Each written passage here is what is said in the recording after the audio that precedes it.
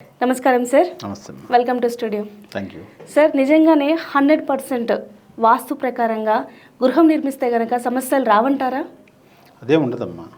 సమస్య అనేది ఈ భూమి మీద జన్మించిన ప్రతి ఒక్కరు కూడా అతను ఇక్కడ ఉన్నంత వరకు చివరి వరకు కూడా సమస్య లేకుండా ఈ ప్రపంచంలో ఒక్కరిని చూపించండి.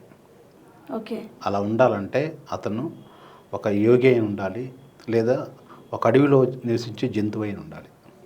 అడవిలో నివసించే జంతువుని ఎందుకన్నానంటే ఇక్కడ మన మధ్యలో జనసంచారంలో నివసించే ఏ జంతువు అయినా సరే ఇబ్బంది పడాల్సిందే. చూస్తున్నాను మనం, కుక్కలు కానీ పాములు కానీ ఏ జంతువు అయినా సరే ఇబ్బంది పడాల్సిందే. సమస్య లేకుండా ప్రాణి లేదు. కాకపోతే వాటిలో హెచ్చు తగ్గులు అనేవి ఉంటాయి. ఓకే. ఒక మనిషి ఆర్థికంగా బాగా ఇబ్బంది పడుతున్నాడు, ప్రతిరోజు ఇబ్బంది పడటానికి ఎప్పుడో సంవత్సరానికి ఒకసారి ఇబ్బంది పడటానికి తేడా ఉంటుంది కదా. ఖచ్చితంగా. ప్రతిరోజు ఇబ్బంది పడుతున్నాడంటే 100% వాస్తవమైన సమస్యలు ఉన్నట్లు లెక్కే. ఎప్పుడో ఒకసారి ఇబ్బంది అనేది అతని ఎదుగుదలకు ఉపయోగపడుతుంది, ఆ ఇబ్బంది అనేది కూడా.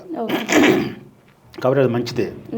అదే రకంగా మానసికంగా కానీ ఆరోగ్యపరంగా కానీ ఎప్పుడన్నా ఒక చిన్న చిన్న కలతలు రావటం అలాంటివి వస్తే ఇబ్బంది లేదు. ప్రతిరోజు నిత్యం మనిషికి ఏదో రకమైన రోగం కానీ మానసికంగా కానీ ఇబ్బందులు అవుతూ ఉంటే, నిద్ర పట్టక కానీ లేదా ఆరోగ్యపరంగా ఇబ్బంది పడుతూ ఉంటుంటే అప్పుడు మన వాస్తుపరమైన లోపాలు ఉన్నట్లే.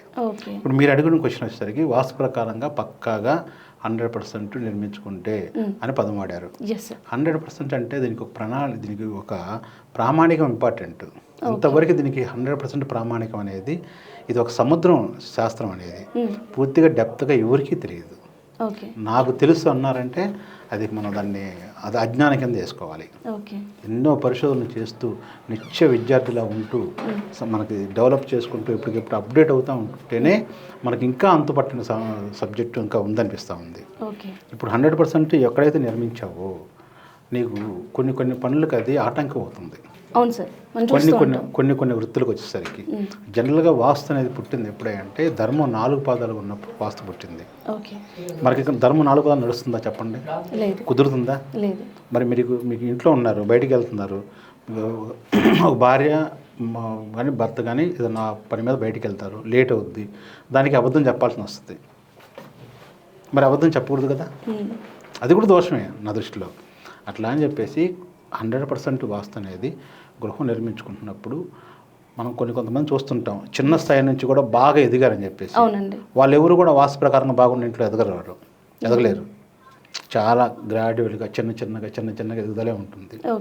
ఎప్పుడైతే నడమంతరం సిరి వస్తుంది అంటే బాగా డెవలప్ అవుతున్నారంటే వాస్తు దోషాలు ఉన్నట్టు. ఓకే.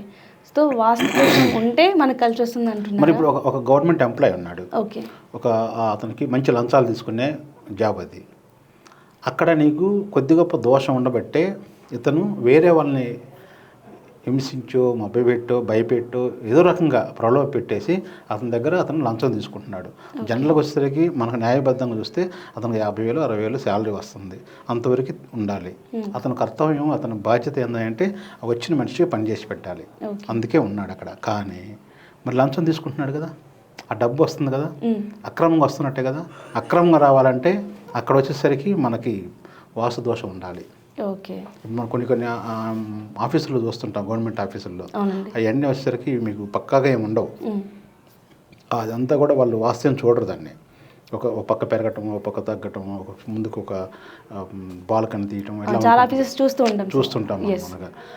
అవన్నీ కూడా ఏంటంటే కాంపౌండ్ వాళ్ళు కూడా వాళ్ళేమే గవర్నమెంట్ ఆఫీసులు వస్తే 90 degrees చూసుకొని ఆ పెరిగింది తీసేసి అలా ఉండదు.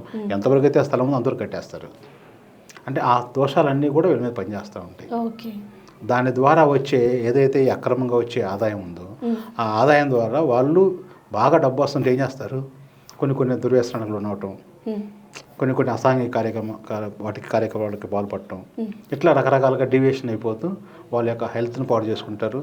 చివరికి వచ్చేసరికి వృద్ధాప్యం వచ్చేసరికి మనకి చాలా మంది చూస్తుంటాం పక్షవాతం ఇవన్నీ వచ్చేసి ఇబ్బంది పడుతూ ఉంటుంటారు. అంటే వాటి కర్మలు అనుభవించాలి వీళ్ళు. అట్లా అని చెప్పేసి వాస్తు ప్రకారంగా బాగున్న వాళ్ళందరూ నిర్మించుకున్న వాళ్ళందరూ చెడ్డోళ్ళు అనట్లేదు, లేని వాళ్ళంతా ఇబ్బంది పడతారని కాదు. దీనికి ఒక ప్రామాణికత ఉంది. వాస్తు బాగున్నా కూడా వాళ్ళ కర్మానుసారం అనుభవించాల్సి ఖచ్చితంగా అనుభవించాల్సిందే. అనుభవించాల్సిందే. అలాగే సార్, ప్రధానంగా మనం చాలా మందిని చూస్తూ ఉంటున్నాం, ఆర్థికంగా బాగుంటే మిడిల్ క్లాస్ వాళ్ళలో ఫస్ట్గా వచ్చే తాట ఒక ఇల్లు కొనుక్కోవాలి. బట్ ఇల్లు కొనుక్కోవాలంటే ఇప్పుడు చాలా మందికి ఫస్ట్ వచ్చే ఆలోచన ఏంటి, ఇల్లు కొనాలంటే ఏ దిక్కున తీసుకోవాలి అంటే చాలామంది సలహాలు అడుగుతూ ఉంటారు, ఎవరెవరినో వెళ్ళి వాళ్ళు కలుస్తూ ఉంటారు, వాస్తుపరమైన సలహాల కోసం అడుగుతూ ఉంటారు. సో వాళ్ళకి మీరు ఇచ్చే సలహా ఏంటి? అంటే ఒకటమ్మా, ముందు మెయిన్ ఏంటంటే 100% వాస్తు సిద్ధాంతిని కలవాలి, ఓకే, వాళ్ళ సలహాలు తీసుకోవాలి. అయితే మీరు అతనికి ఎంత అర్హత ఉంది, ఓకే, అతనుకున్న నాలెడ్జ్ ఏంటి, అతనుకున్న ఎక్స్పీరియన్స్ ఏంటి, ఇవన్నీ దృష్టిలో పెట్టుకొని మీరు చూసుకోవాలి. మనం ఏంటంటే గూగుల్లో సెర్చ్ చేసుకొని ఎవరు పడితే వాళ్ళు అనేది, ఇవాళ చాలామంది మిడిమిడి జ్ఞానంతో కూడా వాస్తు చెప్తామని వాళ్ళు చెప్తామని చాలామంది వస్తున్నారు. అలా కాదు, దానికి ఒక ఎక్స్పీరియన్స్ కావాలి. మీకు తెలిసిన వాళ్ళ ద్వారా ఎవరైనా ఉంటే, వాళ్ళు ఆల్రెడీ ఇంతకుముందు వాళ్ళ దగ్గర సలహాలు తీసుకొని కొంచెం మంచి ఫలితాలు పొందుంటే వాళ్ళ ద్వారా మీరు సలహాలు తీసుకొని మీరు సిద్ధాంతం కలవచ్చు. ఇల్లే కాకుండా అలాగే ఓపెన్ ప్లాట్స్ కొంటూ ఉంటారు చాలామంది. సో వాళ్ళు ఏ సైడ్ తీసుకోవాలని ఉంటుంది. నిజం చెప్పాలంటే వాళ్ళకి వాళ్ళ నక్షత్రాన్ని బట్టి తీసుకోవాలా లేకపోతే పేరుని బట్టి తీసుకోవాలా కూడా అర్థం కాదు.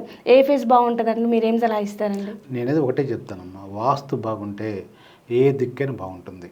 ఓకే, వాస్తు బాగా లేకుండా ఇప్పుడు మీ పేరు మీద ఉంది, మీ పేరు మీద వచ్చేసరికి తూర్పు దిక్కు బాగుందని చెప్పేసి అది కొన్నారనుకోండి, అది వాస్తు బాగలేదనుకోండి, ఇబ్బందేగా. కరెక్టే. మెయిన్ ముందు వాస్తు బాగుండాలి. ఓకే. అది